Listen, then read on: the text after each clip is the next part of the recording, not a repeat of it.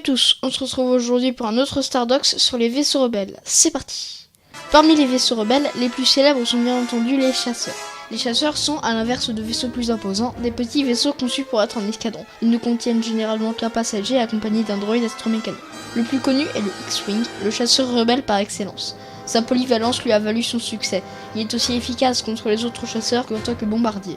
Moins connu que le X-Wing, le Y-Wing s'est rendu indispensable au sein de la flotte rebelle. Servant en tant que bombardier, ils sont intervenus durant plusieurs batailles, comme l'intervention sur Idou, la bataille de Scarif ou encore la bataille d'Endor. Néanmoins, la technologie des Y-Wing fut dépassée par les chasseurs impériaux. L'Alliance rebelle créa donc de nouveaux bombardiers lourds, les B-Wing, utilisant une technologie plus récente. Célèbre également, le A-Wing sert d'intercepteur à la rébellion. Rapide et efficace, il est redoutable contre les chasseurs ennemis. C'est d'ailleurs un A-Wing qui s'illustra dans son sacrifice pour détruire le gigantesque destroyer Executor de Dark Vador pendant la bataille d'Endor.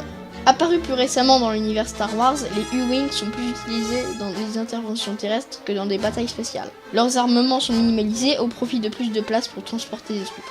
Utilisés durant la bataille de Scarif, ils servirent ensuite de transport à la rébellion.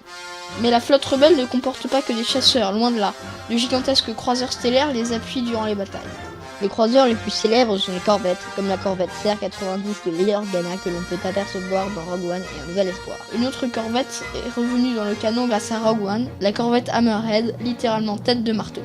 L'une de ces corvettes a joué un rôle crucial pendant la bataille de Scarif en détruisant 2 destroyers impériaux et le bouclier de la planète. Des frégates sont également utilisées par les rebelles, par exemple la frégate d'escorte Nebulon, utilisée également par l'Empire, ou bien des frégates médicales, qui sont des frégates Nebulon reconverties. Durant la bataille de Hoth, dans l'Empire contre-attaque, on peut apercevoir des croiseurs cargo, utilisés pour transporter du matériel et du personnel. Des croiseurs Mon Calamari sont également utilisés par des membres haut placés de l'Alliance rebelle, comme le Profundity de l'amiral Radius ou le Home One de l'amiral Akbar.